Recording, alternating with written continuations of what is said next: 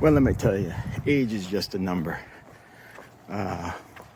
Lifeboy and I have been what we call in hiking terms leapfrogging. That's different than my trail name. Leapfrogging is when you're passing each other and at different points. And it's the old story of the tortoise and the hare. Like he usually sleeps in a couple extra hours, and I'm moving in the morning, so I end up doing sometimes more miles than he does in a day. But then if I sleep in a little bit, he usually catches me. But usually when we've been hiking together for an hour, he's usually like half a mile ahead by now. But I think the tortoise is getting faster because we've been together about an hour now, and he's that's all the farther ahead he's gotten, and he's not gaining much on me. Now, granted, he did have to pull off to the side and take a leak and put sunscreen on, but hey, once you get in shape, there are plenty of older folks out here that can do just fine with the miles and the speed. And I'm starting to catch them 20-year-old legs.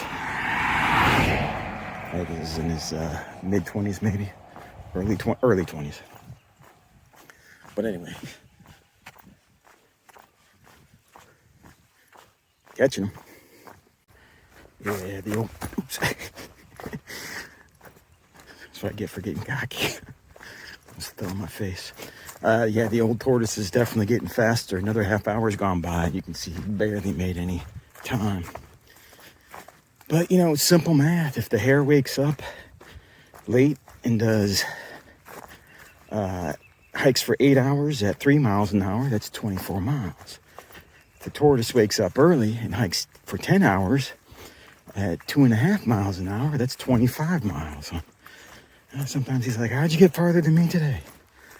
Like, man, it's not magic, it's math. But I think I'm going to join Clown Club soon. There's a pair of shoes, the Olympus, I was talking about them yesterday, I think. They look like clown shoes. They got a really thick sole. And I was going to avoid using them because one hiker I spoke about had some Achilles issues using those shoes. But I ran into a guy yesterday, Strider, who said they changed his life. And he basically had the same problems that I do, which is just the foot pain that makes it just hurts to walk after a day of hiking. And he said those did the trick for him. So I think that might be the route to go.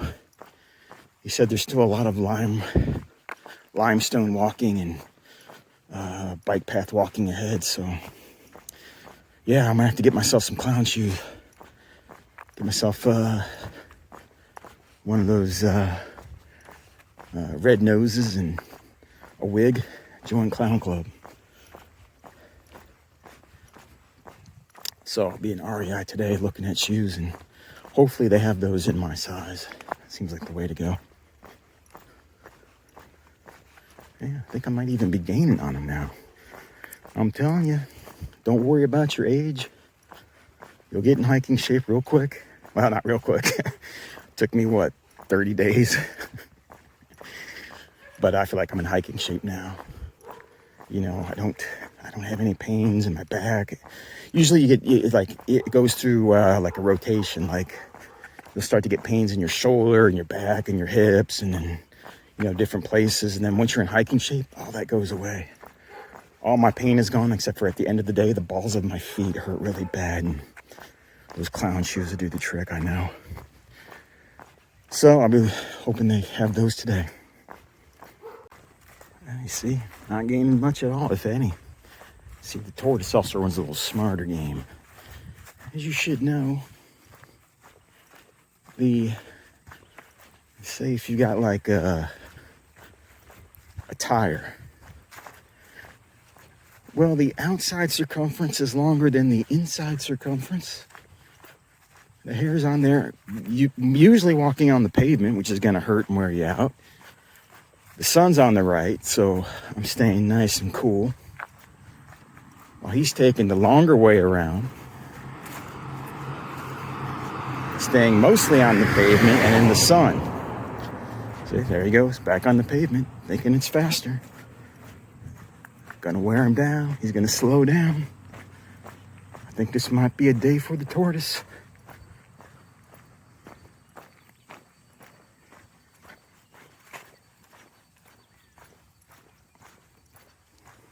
I swear, making these YouTube videos, sometimes you feel like you gotta like footnote or caveat everything. Like, okay, yes, I know in general you should walk against the flow of traffic, not with it. But let me tell you, there's hardly any roads on this, or any cars on this road, so it's no big deal.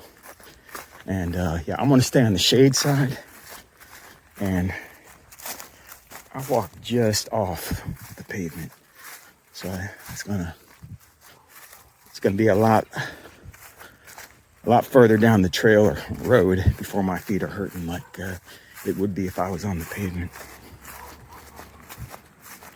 And shout out to my viewers who always fill in the missing blanks. So that evil orange I ate yesterday, I got 2 responses. I got like 3. 2 of them were the same thing. One person said it might be citrus greening, which is a disease that is ravaging the trees of Florida right now, and which makes the fruit smaller and oddly shaped, or where have they put it? Oblong or something, which is what that little orange was. It was small and it was shaped oddly. It wasn't round. Jeez, what am I forgetting? Anyway, I forget the term. And apparently it makes the fruit either really bitter or really sour. Now, I looked into that and I thought that was the solution, and a couple other guys commented. They said you ate a sour orange, and that the sour orange is actually like a root orange. Like you could take that seed from that orange, plant a tree, and then you would get a normal orange. So I can tell you, I'm going with that theory because that thing was a nasty kind of sour.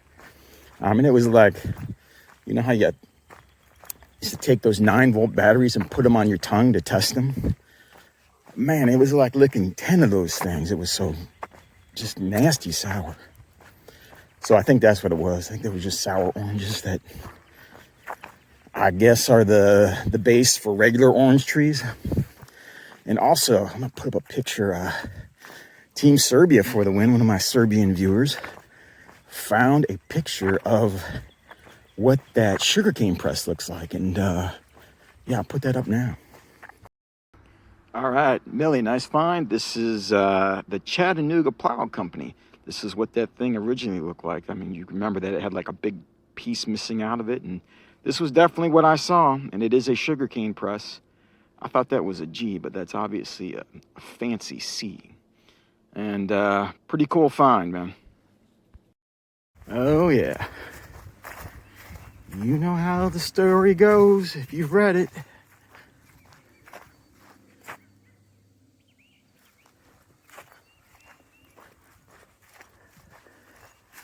Oh, I see. He's running to Dosu and shotgun. Cool. We are the southbound bubble. I thought he was taking a break and I was going to pass him. I'm going to take a break too now. And the tortoise has passed the hare briefly. That wasn't Dosu and shotgun. That was a couple other northbounders that we spoke to for a little bit. Back on the road. Damn it. It's been a while since I read the story. Isn't the hare supposed to like take a really long nap or something in the middle of the race? That's where I'll pass him. Gotta wait for that moment. We're being slack packed today, so we both got the same destination. So there is kind of like a finish line. Well, let's see if life can imitate art. I'm liking my chances though.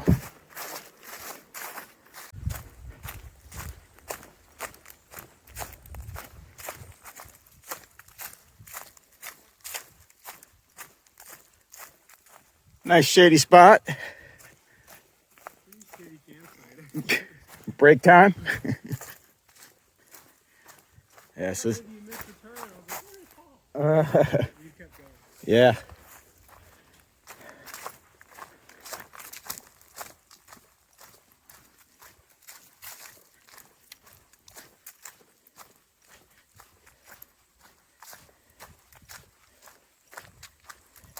Now's my chance.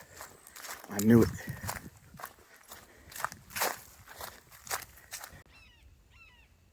Kind of like being, can you guess that bird from its call?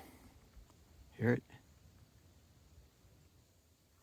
Anyway, this is kind of like being on another planet almost.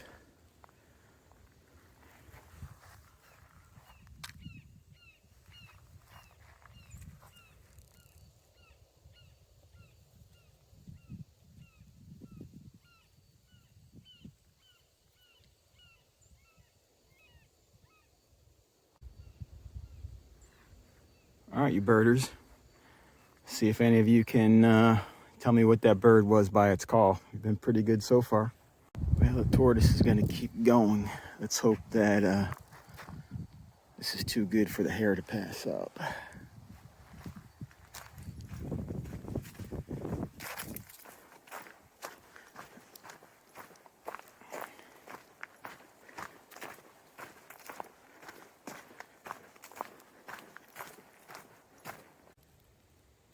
Check out that algae bloom.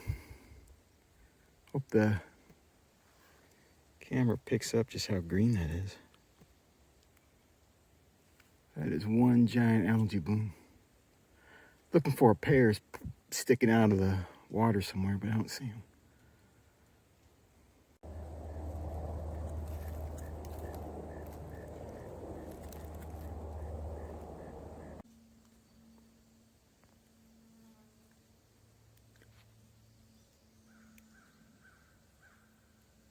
I think that might be a mountain bluebird. It's hard to see, it's kind of far in there, and I can't get close to him or he'll fly away. But I've kind of become an amateur birder, I guess. I've got like a mini checklist going of, here's another one. Doggone it. You know, with a pair of binoculars, I'd be able to see him better.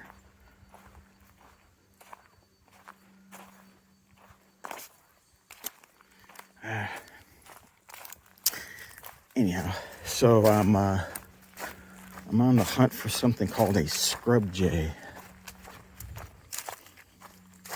which looks like a blue jay, but without the big peak on its head, the crown or whatever you want to call it. Supposedly I can see one in the Ocala National Forest. So I don't know, I think I should make like a Florida Trail checklist, like, you know, see 100 alligators, and see a water moccasin, and then, you know, different kinds of birds, and have like a little checklist and then compare it with other hikers and what they saw on the trail.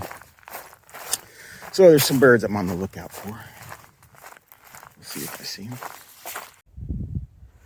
Well, it's been a few hours now and no sign of the hare, and this is a real long shot down the corridor and I don't see him, so I guess I got a pretty good lead.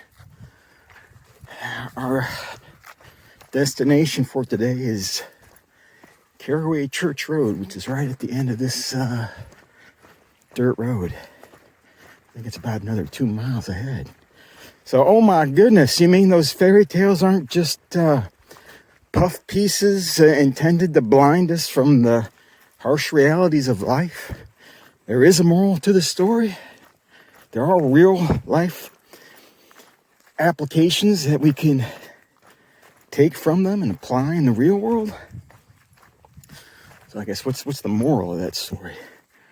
Don't be a slacker. There's probably something like persistence and hard work can help you overcome your deficiencies. So I guess just put in a little more work and you can be successful. Anyway, I don't know, it's a strange tangent I took today, but I decided to roll with it. And it ain't over yet. He could come pomping over the horizon now, bounding down the dirt road just to spite me. But again, I like my chances. He looked real comfortable when he was having that break. So I thought, yeah, I'm going to be able to gain some traction here. All right, I'll update you at the finish line. Well, here we are at the end of the line. And it's just me by my lonesome. Be starting here tomorrow, going down another Rails to Trails extension. This video is dedicated to all you old tortoises out there.